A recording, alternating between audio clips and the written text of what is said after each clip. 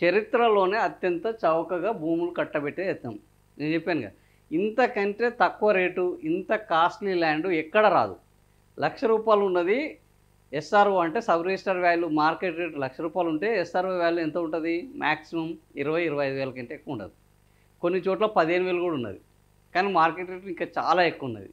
So SRO వాల్యూలో 30% అంటే ఆడ 20,000 ఉంటే ఇది కేవలం 6,000కి వస్తుంది.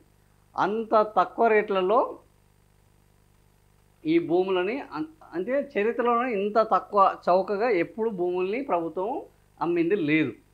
2 ఏళ్లలో భారీగా ఈ 2 ఏళ్ళ నుంచి కసరత్తు మొదలవుతుంది. 9,292 ఎకరాలకు ఇవాళేం మొదలైంది కాదు, 2 ఏళ్ళ నుంచి మొదలవుతుంది. చక్రం తిప్పిన ప్రభుత్వ పెద్దలు ఒప్పందాల తర్వాతే హెచ్ఐఎల్టీ పాలసీ. సో వాళ్ళతోటి అంతా ఓకే చేసుకున్నాకనే నీకు ఎంత రేటుకి అమ్మితే ఈ 30% అనేది ఎట్లా లెక్క చెప్పారు అనేది చూస్తే ఈ 30% వీళ్ళతోని లెక్కలన్నీ మాట్లాడుకున్నాక ఇది 50 పెడితే బాగుంటుందా, 70 పెడితే బాగుంటుందా, 30 పెడితే బాగుంటుందా అని లెక్కలు వేసుకుని ఆ లెక్కల ప్రకారం ఈ 30% ఎస్ఆర్ఓ వాల్యూలో అనేది నిర్ణయించారు. క్రమబద్ధీకరణ కాగానే విల్లాలో అపార్ట్మెంట్ల నిర్మాణానికి కసరత్తు, పాలసీ రూపకల్పనకు కనీస అధ్యయనం చేయని కాయలాబన్నవి. సరే వాళ్ళు చెప్పారు కానీ ఓవరాల్గా పరిశ్రమలకు చెందిన భూములను మల్టీపర్పస్ యూజర్ జోన్లుగా మారుస్తూ రాష్ట్ర ప్రభుత్వం జీవో అయితే జారీ చేసింది 27.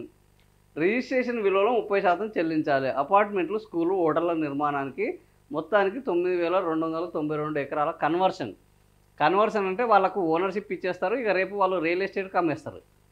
ఏంది ఒకసారి నాకు ఓనర్షిప్ వచ్చేసిన తర్వాత ఇప్పుడు నాకు ఒక ఆడ 2 ఎకరాల ఏంది పారిశ్రామిక వాడ ఉన్నది, దానికి నేను ఓనర్షిప్లో ఉన్నాను. పరిశ్రమ కాయలా పడ్డది, నేను నడపట్లేదు. ఇప్పుడు ప్రభుత్వం ఏం చేస్తుందంటే ఇక నువ్వు నడపట్లేవు కదా. గతంలో అయితే ఏం చేస్తాయంటే ఇది కాయలా పడితే అరే బాబు నీ వల్ల అయితలేదు, ఈ భూమిని మేము వెనక్కి తీసుకుంటాం నువ్వు నడపకపోతే, లేదా నువ్వు నడుపుతానంటే మళ్ళా ఇంత లోన్ ఇస్తాము. కాయలబడ్డ పరిశ్రమ కింద ఆల్రెడీ ప్రభుత్వానికి సంబంధించి కొన్ని పాలసీలు ఉన్నాయి, ఆ పాలసీల ప్రకారం నువ్వు పరిశ్రమను ఓపెన్ చేయి అంటారు. ఇప్పుడు రేవంత్ రెడ్డి ప్రభుత్వం ఏం చేసిందంటే కాయలబడ్డది, ఇక నువ్వు నడపలేవు, ఆ భూమిని మేము వెనక్కి తీసుకొని కూడా ఏం ఉపయోగం లేదు, నీకే రాసి ఇచ్చేస్తాం. అరే ఎట్లా మరి నా దగ్గర ఆయన పైసలు కూడా లేవు కదంటే మార్కెట్ రేట్ ఎంత ఉంది? ఓ 50,000 ఉన్నది. సో మార్కెట్ రేట్ 50,000 ఉన్నది కాబట్టి ఎస్ఆర్ఓ వాల్యూ ఎంత ఉంది? ఓ 15,000 ఉన్నది. ఆ 15,000లో 30% ఎంత? 3,000 అవుతుంది. ఆ 3,000కు గజం చొప్పున మాకు ప్రభుత్వానికి చెల్లించు, నీకు ఓనర్షిప్ రాసిచ్చేస్తాం అని చెప్పింది. అరే గంత తక్కువకు నాకెందుకు రాసిస్తారంటే నీకు ఎందుకు రాసిస్తున్నావు నాయన, నీకు రాసిచ్చట్లేదు, నువ్వు రాసిచ్చిన తర్వాత దాన్ని డెవలప్మెంట్కి ఇచ్చేస్తాం. సో నువ్వు డెవలప్మెంట్కి ఇచ్చేసుకున్నావు అనుకో 50,000 అది, వాడు బయటోడు వస్తాడు, నీకు అపార్ట్మెంట్లు కట్టుకోవచ్చు, రియల్ ఎస్టేట్ చేసుకోవచ్చు, హోటళ్ళు కట్టుకోవచ్చు, ఏవైనా చేసుకోవచ్చు. ఈ 50,000 దాంట్లో 25,000 నీకు, 25,000 నాకు. ఆ 3,000ది పక్కన తీసేసామంటే నీకు మొత్తం ల్యాండ్ నీకు 25,000 వస్తాయి. నువ్వు ఎట్లాగ ఇప్పుడు పరిశ్రమ నడిపే సినిమా లేదు నీకు, ఆ భూమిని నువ్వేం తినేది లేదు, తీసుకుపోయేది లేదు. మళ్ళీ రేపు ఏమైనా అయితే ఉన్న కాస్త భూమిని గుంజుకుంటారు. ఇప్పుడు గుంజుకోకుండా నీ జేబులకు 25,000 వచ్చేటట్టు నేను ఏర్పాట్లు చేసిన. ఇంకేం కావాలి? సో గజానికి 25,000 వస్తే ఒక ఎంత లేదని ఈ పారిశ్రామిక వాడలు ఎకరాల కొద్ది ఉంటాయి. ఒక్క ఎకరంలోనే 4,800 గజాలు ఉంటాయి. సో 5,000 గజాలు వేసుకున్నాం అనుకో, సపోజు 5,000 × 25,000 ఈ లెక్కన ఎన్ని కోట్లు? అందుకనే ఇది 5 లక్షల కోట్ల స్కామ్ అని ఇప్పుడు బీఆర్ఎస్ వాళ్ళు చెప్పడం. ఇది ఏమి తక్కువేం లేదు. కాకపోతే ఇప్పుడు చట్టం చేసిన తర్వాత దీన్ని ఛాలెంజ్ చేయడం తప్ప చేసేది ఏం లేదు, ఆపేది ఏం లేదు. ఆపడానికి వీలు లేకుండా కూడా వీళ్ళు 2 ఏళ్ల నుంచి వెళ్ళి మొత్తం ఎక్కడికక్కడ ఎవరితోనే మాట్లాడుకొని లీగల్ ఎలాంటి సమస్యలు వస్తాయి, చట్టబద్ధంగా ఏం చేస్తే బాగుంటుంది, ఇవన్నీ ఏర్పాట్లు చేసుకున్నారు. మొత్తానికి ముందట అడుగు వేసేసారు. ఏంది రామచంద్రపురం పారిశ్రామిక వేడలో భారీ విస్తీర్ణంలో స్టీల్ పరిశ్రమ ఉండేది. దశాబ్దాల పాటు నడిచిన పరిశ్రమ 20 ఏళ్లలో కాయలా పడింది. అదే మొత్తానికి ఇప్పుడు ఏం చేసారు, దాని భూములు చేతులు మారాయి. అసలే ముంబై జాతీయ రహదారిని అనుసరించి ఉన్న భూములు అవి. బహిరంగ మార్కెట్లో చదరపు గజం 1,50,000 నుంచి 2 లక్షలు ఉంటుంది. సో ఇది దీని వాల్యూ.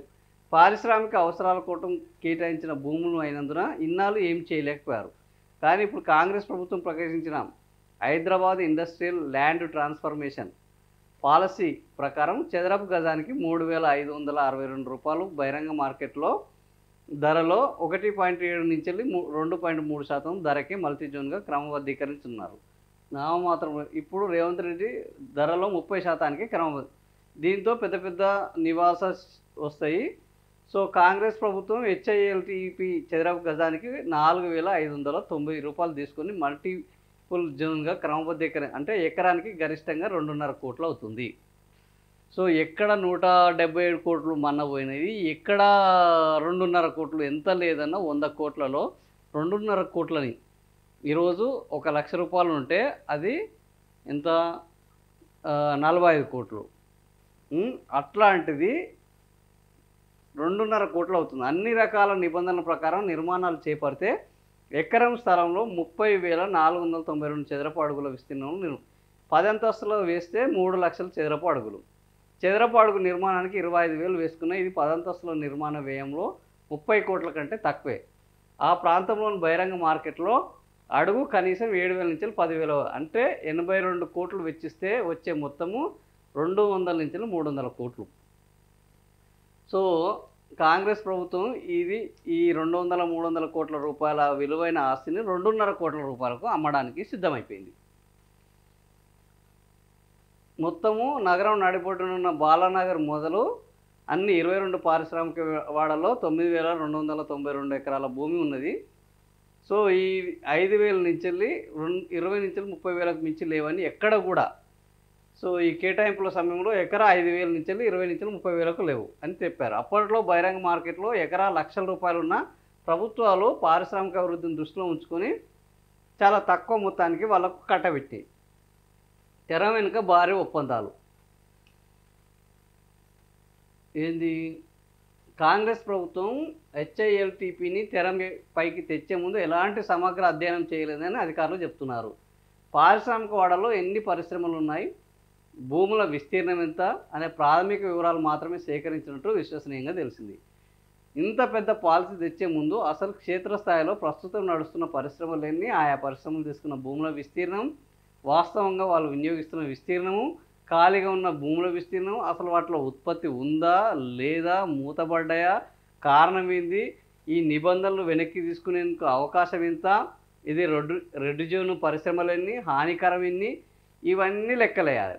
కానీ ఏం చెప్తున్నారు మన అధికారులు, అసలు ఇట్లాంటి అధ్యయనం ఏం చేయలేదు. అంటే ఒక పరిశ్రమ కాయలబడ్డది అంటే దానికి ఎందుకు కాయలబడ్డది, దీన్ని మళ్ళీ తెరిపించే అవకాశాలు ఉన్నదా, దీన్ని తెరిపించలేని పరిస్థితుల్లో ఆ పరిశ్రమకు సంబంధించిన భూములను మొత్తం వెనక్కి తీసుకునే అవకాశం ఉందా, ఇది ఓఆర్ఆర్ అవతలకి పంపించడానికి ఫార్మాస్యూటికల్కి సంబంధించిందా, హానికరమైనదా, అసలు దీన్ని ఎందుకు మూసేయాలి, మూసేసే పరిస్థితిలో ఎలాంటి అవకాశాలు ఉన్నాయి ప్రభుత్వానికి మేలు చేసేటివి అనేది ఎలాంటి అధ్యయనం చేయకుండా మొత్తానికి భూములను మొత్తము ఆ ఓనర్లకు కట్టబెట్టి, ఆ ఓనర్లకు కట్టబెట్టిన దాంట్లో నుంచి మనం ముడుపులు తీసుకునేటందుకు వెనకన పెద్ద ఎత్తున డీల్స్ అన్నీ అయిపోయింది. ఇంకా ఇప్పుడు ఏం లేదు. 9,000 ఎకరాలు 400 ఎకరాలను తీసుకుంటానంటేనే ఎస్సీయూ దగ్గర నానా గగ్గోలు పెట్టారు.